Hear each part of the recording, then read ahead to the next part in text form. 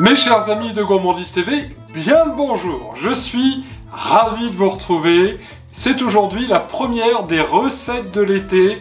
Tout au long du mois de juillet et du mois d'août 2024, je vais vous proposer quelques recettes alléchantes avec la complicité de la mère Mitraille, qui est au régime. Elle en a bien besoin. Remarquez, j'ai moi-même fait un petit régime juste avant cet été. Faites comme moi, ça fait du bien. Salade andalouse aujourd'hui. Justement, peu de calories, vous allez le voir. Beaucoup de couleurs, une sauce vinaigrette impeccable. Je vous propose sans plus tarder, sur Gourmandise TV, votre chaîne de toutes les gourmandises, de suivre la première des recettes de l'été. C'est parti!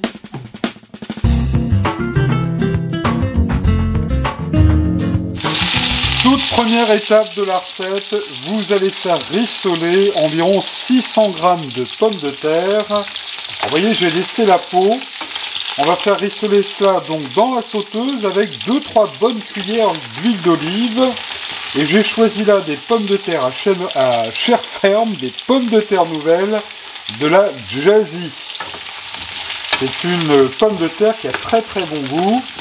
Alors pourquoi faire en premier rissoler nos pommes de terre? C'est parce que pour notre salade, il va falloir qu'elles soient plus ou moins tièdes, voire froides. Moi je les aime bien un petit peu tièdes dans ce genre de salade.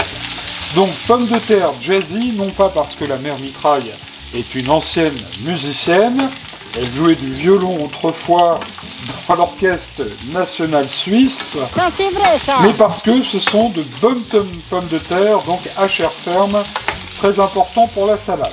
Donc, épaisseur des pommes de terre que j'ai coupées, vous le voyez, je ne les ai pas épluchées, je vous le rappelle. Je les ai coupées donc en lamelles grossières d'environ 8 mm, 1 cm. Et on va les mettre à rissoler jusqu'à le temps qu'elles soient bien dorées, bien cuites. Allez, pendant on va dire environ une vingtaine de minutes à feu moyen dans l'huile d'olive. Une bonne vingtaine de minutes après, vous voyez, nos pommes de terre sont bien dorées, bien rissolées, elles fristouillent encore dans la sauteuse. Contrôle de la cuisson avec le petit couteau. Voilà, il n'y a pas de résistance particulière, c'est parfait. À ce moment-là, eh bien, vous allez éteindre le feu sous la poêle. Ça n'est pas terminé, car en Espagne, enfin en Andalousie, région autonome de l'Espagne, du sud de l'Espagne, on adore les épices, et on va mettre dans nos pommes de terre l'équivalent d'une bonne cuillère à café bien bombée d'origan. On va y mettre aussi du paprika. Alors si vous avez du paprika fumé, c'est encore mieux. Et puis nous allons mettre également de l'ail. Alors je rappelle, une cuillère à café bien bombée d'origan, une cuillère à café de paprika, une belle gousse d'ail que je viens de mettre coupée grossièrement, émincée grossièrement. On va y mettre bien sûr un bon tour de poivre du moulin. Je vous rappelle qu'à ce stade de la recette, le feu est éteint sous votre sauteuse. Et puis on va saler légèrement avec une ou deux pincées de fleur de sel. Avec notre mouvette en bois, le terme mouvette s'utilise beaucoup en Normandie. Dans les autres régions de France, je ne sais pas, dites-moi dans les commentaires par exemple. Et là on va bien remuer, de manière à ce que nos pommes de terre s'imprègnent bien de toutes les épices. Feu éteint, et on va laisser à présent, ça donne déjà envie d'en manger comme ça, on va laisser à présent donc gentiment refroidir nos pommes de terre.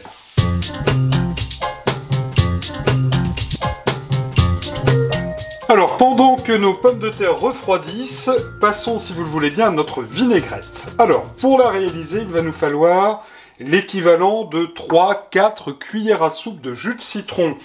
Vous pouvez bien sûr mettre, à votre guise, du vinaigre. Alors, vinaigre de cidre, par exemple, c'est très bien. On va mettre une petite pincée de fleur de sel et on va tout de suite bien poivrer les choses. Je précise une fois de plus que j'ajoute toujours quelques graines de coriandre dans mon moulin à poivre. Il s'agit de poivre noir en grains. Je trouve que cela apporte toujours du peps. Voilà, là ça suffit, on voit plus le coq. Il y a suffisamment de poivre. Voilà, le célèbre coq de la mère Mitraille. Vous voyez, il est toujours là, célèbre bol que tout le monde veut s'arracher en espérant le voir un jour en vente sur la brocanterie gourmande de Gourmandise TV, la page Bon Coin de Gourmandise TV. Je vous mets le lien juste en dessous de cette vidéo. Vous pouvez y acheter de la vieille vaisselle, des ustensiles de cuisine d'occasion, bref, des livres de cuisine, c'est également de bonnes affaires.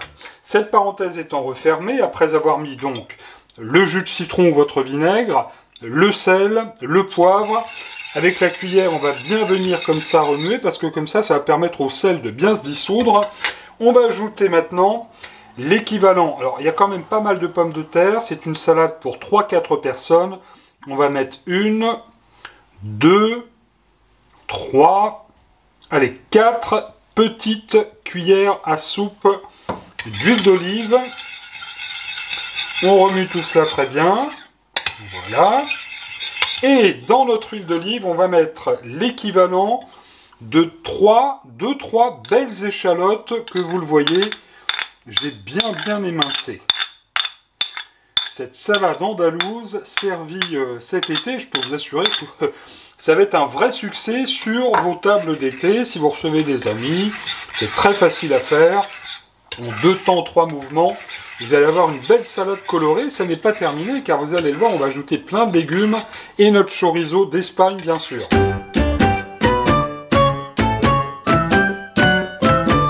Dernière étape de la recette de notre salade andalouse, on retrouve là nos pommes de terre qui ont eu le temps de refroidir. Et tandis que la mère mitraille est en train d'essayer de jouer des castagnettes, eh bien nous on va continuer la recette. Alors on va ajouter à ces pommes de terre l'équivalent d'un poivron que j'ai, vous le voyez, taillé en lamelles. Voilà pour le poivron. On va ajouter à cela un oignon rouge, enfin la moitié d'un oignon rouge, ce sera suffisant, que j'ai taillé également en rondelles assez fines. Notre salade commence à prendre forme tout doucement et ça fait de jolies couleurs. Nous allons y ajouter l'équivalent de 200 g de petites tomates vertes et rouges, jaune et rouge, je suis daltonien, jaune et rouge, des petites tomates que j'ai fendues en deux, vous le voyez, ce sont des petites tomates olivettes. Nous allons y ajouter également des olives vertes. Voilà, alors à peu près une 10-15 olives vertes.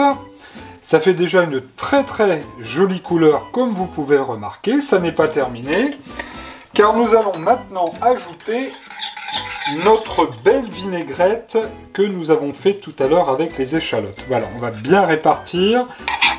On va en mettre comme il faut sur le dessus. Alors, je récupère bien le fond du bol car beaucoup me disent « Christophe, attention, vous n'avez pas de maryse, il faut rien gâcher.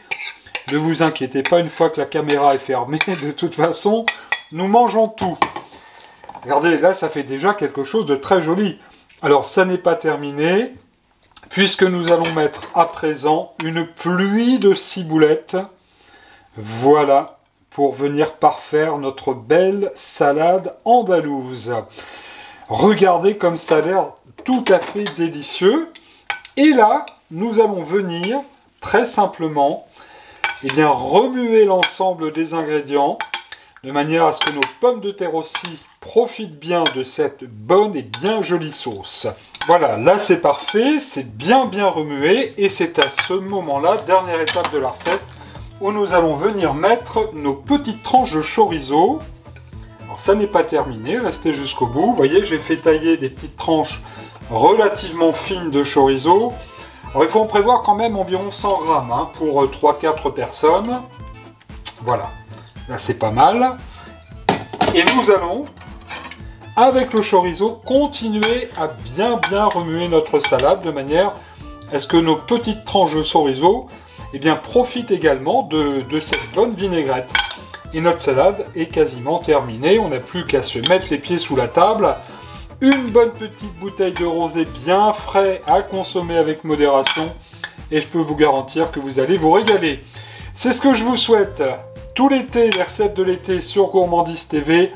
Évidemment, merci de nous être fidèles, Je vous dis à très bientôt et surtout, bon régal!